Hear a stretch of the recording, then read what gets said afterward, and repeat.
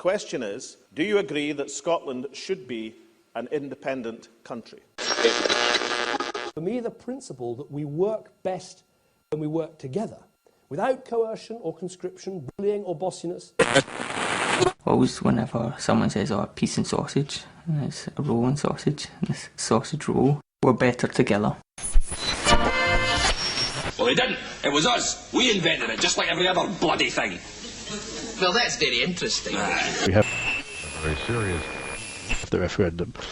It seems to me that they're not dealing with the issues. Hi, if you've been fed up with most of the debate until now, the Scottish Independence Podcast is your chance to hear some different views on what the independence referendum means for Scotland. Hello and welcome to Scottish Independence Podcast number 16. We're back after a little break, and this time I'm speaking to Clare Galloway, who wrote a little article about a year ago for Bella Caledonia called Lilliput Nation, which caused a bit of a stir at the time, so I thought it would be good to have a bit more of an extended chat with her about the project she's currently doing over in Italy and other notable projects she's been involved in Britain. It's fair to say Clare's quite an outspoken person, and in fact she says it herself in the interview, so I think we'll just go straight to that. I'll have a wee word with you at the end. Hello Clare, how's it going?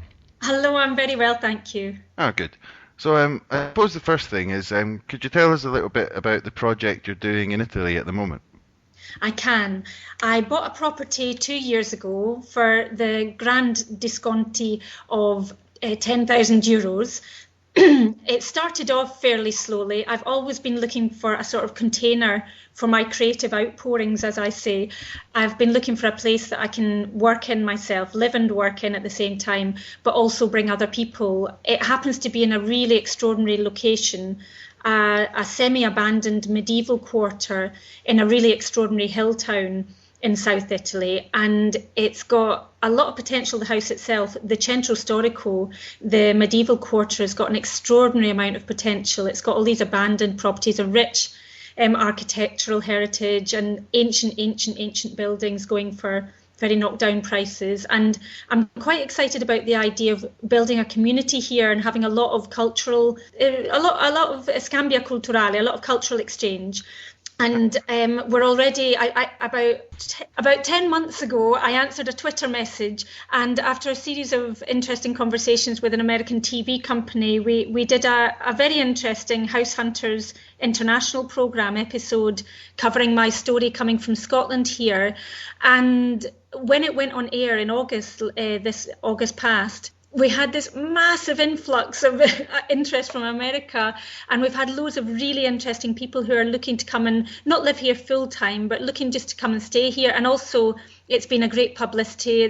We're sort of building a big network of cultural exchange, big network of people who might come and settle here, might come and have holiday homes, or looking for a wee sort of retreat place. There's an amazing atmosphere and energy here in this town, and we're really, really hoping to sort of open up the doors for possibilities just for people to get a bit of a sanctuary, come and work and keep out the rat race, think a bit, maybe sort of transform themselves a little. My house is certainly a little special place that people can come and hide away. I've got one room for a bed and breakfast, and it's fairly booked up with folk who want to come and look for houses here and need a little time out of the city. Excellent that you're doing it in an abandoned spot as well. So how's it going down with the locals?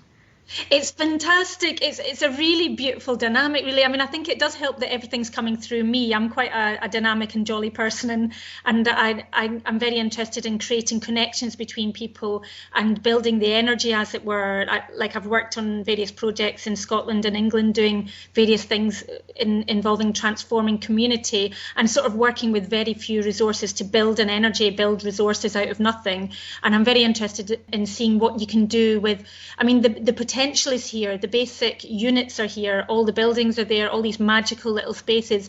It's basically like a little hidden treasure trove. And the locals, we've had very few people speaking out negatively about it. But of course, there's the inevitable, there's always some grumpy person in a village who wants to badmouth everybody else, no matter what they're doing, even if they're doing something great. And most of the people, though, the majority of people here are very solare, very sunny and very Mediterranean, very typical southern Italian happiness. exuding from them in great quantities. And they're mostly, so long as we present ourselves in the similar fashion and are very, happy, sweet, open, as long as we don't go around being grumpy or starting arguments with anyone, it seems to be working really, really well. Folks seem really happy that the Centro Storico, the medieval quarter, is being repopulated. For the first thing, the most important thing, the houses aren't going to fall down if someone's looking after them. So that's fantastic, obviously. But as well, the town's missing a bit of vitality, a bit of lifeblood. A lot of the young people are going away, similar to the island I grew up on Arran. We mostly, when we leave school, we leave home and we leave the island. So it's got a similar dynamic to the north. And then people move back to Arran when they retire, I think. I don't know. Yeah. Yeah, that might be what happens here too. Yeah, but there's a definite sort of big chunk of the population that's sort of missing, like people my age in their 30s, 40s, and people who've got young families. There aren't so many young families here, but there's a sort of basic population here. And we basically, if we can bring another small population in and fill the Centro Storico, and we've already got some very dynamic people, very creative, dynamic people who are getting interested. For example, we've got a filmmaker from Hollywood who's very involved already, and there's an artist and his wife moving from California in a couple of weeks, which is really exciting. They're coming to live here properly. So it's already, there's quite a dynamic starting up, and the locals are really running with it. They're so excited about having a filmmaker from Hollywood here. They're all wanting her autograph and everything, and there's quite a funny dynamic going on. It can be a bit too exciting at times. I came here to get my peace and quiet and write my book and relax and sort of get into an easier pace of life, and that's there too. There's a lot of tranquility here, but the locals do get a bit excited sometimes and want to entertain us and take us around and have cultural dialogue. And of course, I'm the one who speaks English and Italian, so I have to do all the translating, which can be very tiring. Okay, so if we can just come back to the thing about cultural spaces for a minute, because, there's certain things that go on like this in Scotland. I mean, I've got a few friends in the Glasgow Art School and some people in the musical community. Some of the things you kind of find happening, music parties in disused railway tunnels, that kind of thing you can get going on. Or there was a building that was due for demolition in Bridge Street in Glasgow. And I'm sure all the people from the art school, this must have been could have been about 10 years ago, but they just completely filled it before it was due to be demolished and kind of occupy before occupy. But just can we come back to like the similar projects you've done in Scotland? Can you explain about those? Yeah, in 2004, I think it was, I came back from Cyprus and I was a bit stuck in terms of getting myself on the property ladder, as we say. I didn't actually have anywhere to live for a while and I was really struggling. It was like another Scottish winter, which was the reason I'd left Scotland in the first place. And of course, getting on one's feet as an artist again when one has been outside the country can be difficult, which is part of the bane of my life. I started looking into social housing, and at the end of the day I thought, well, I'm just going to have to bite the bullet, and if I want security, some sort of long-term security, I'm going to have to go for a council house. And then I started looking into the kind of places that you could get from the council stock, and at the end of the day the least desirable properties were the top floor of the high rises. And I thought, you know what, if I was going to stay in a council house, why not? That would probably be the best place to stay, like the top floor, penthouse suite, might not be so bad. So I ended up on the 12th floor of a high rise in Wester Hills, so like the Calders, and I was there for 4 years in the end. It was an extraordinary time. It was a bit of again, like trying to resolve a crisis where I was sleeping on a friend's floor in Edinburgh and I really didn't know where to go, and I didn't want to stay on my own island on Arran where I come from, because there just isn't property there, and usually the cheapest property is a damp, cold place. So at the end of it all, I'm there in my little eyrie at the top of the Calder high rises, and when I started settling in, I mean, there just seemed to be so many local resources and possibilities.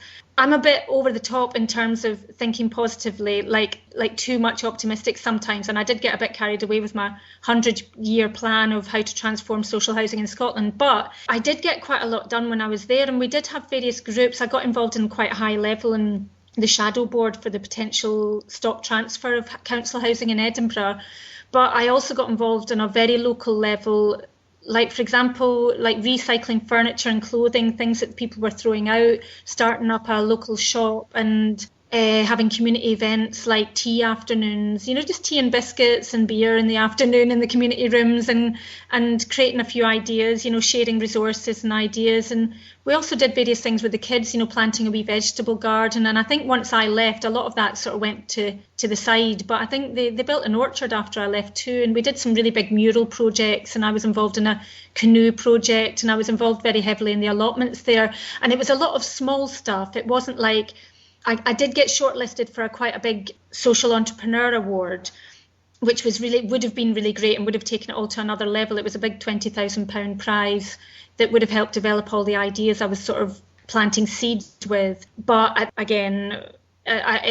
just couldn't do it. I didn't have the energy to do it all. But I did start a lot of ideas, and I did sort of get my head around what the inherent problems were. It's an amazing cross-section of Scottish society, and in the Calder high-rises and in social housing, and that really gave me this immense insight. I was very, very deeply involved on every level, and it really gave me the idea about what we need to do to shift our psyche. And that's the thing I'm really interested in Scotland, because I think a lot of our energy is inherently suppressed and lost because of our poverty mentality and because of just our we can't do it mentality. Okay, so where do you think that we can't do it mentality comes from? Because it's kind of been a traditional thing. Well, not traditional, but it's been there for a long time. It's deeply ingrained, yeah. Do you think it's come from basically colonisation by England, or do you think there's something within Scotland itself that creates that?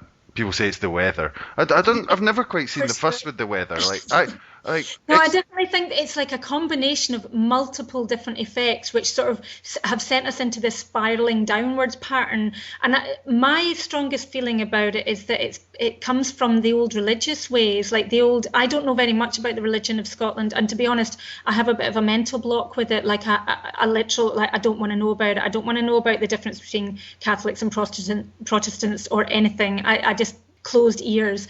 But I do think that although my parents weren't religious, they seem to have this inherent sort of God will make you suffer, or authority will make you suffer. It's like we replaced authority or like a distant authority with what we looked at as God before. Well, most of them say that. So yeah, and it's something that permeates our culture, really, permeates every area of our culture, so that even young people, although they're not even remotely religious, they don't have any sense of God being this or that. But it's like an energetic, a spiritual connection with reality that says something above me is pressing me down. And I do think it's to do with cultural suppression and, down to accents, choices, everything about the way we try and express ourselves in Scotland. I do think it's to do with that being suppressed and not having opportunities economically as a part of that, and not having enough sun in the year. That's a big part of it too. But I do think the things that we can change, which obviously aren't the weather patterns, or you can't change economics so quickly, but things that we can change is our attitude to it. And I think we've cultivated over the years a very deep poverty mentality and a very deep no can do attitude. And I think that we have lost various generations and sectors who are, we have third generation people who've been dependent on benefits their whole lives, like third generation. So there's no way that if your gran and your mother have never worked, there's no way you're going to see a path into that. And that's what I'm interested in, why, not so much why has that happened, but what can we do now? Because there aren't easy answers. People are looking at it from top down, how to cream more money off benefits and keep people more controlled on the lower levels. When I was living in the high rises, I had a very strong sense of being part of a herd of sheep, not in the sense that I was following, but in the sense that I was being contained and having my rights and my voice taken away from me. And I'm not very politically active, I wouldn't say, but I'm very politically outspoken, and I very much speak my truth, and I don't hold back or mince my words. But I felt I absolutely did not have a voice there, like basic security, safety, ability to express myself and ask for my rights. I had to fight tooth and nail when I was living there, and I realised that there's no way the majority of people who were living there wouldn't get past the first hurdle, essentially. They have to it's like a game of psyche, a psychological battle to get past the first, past the desk, the help desk in the high-rise concierge, essentially. Okay. So yes, there's a lot in our culture that needs to shift. I think it comes down to our psychology and our ability to believe in ourselves, and that's the big sticking point in our campaign for independence. I think we really still struggle to have belief that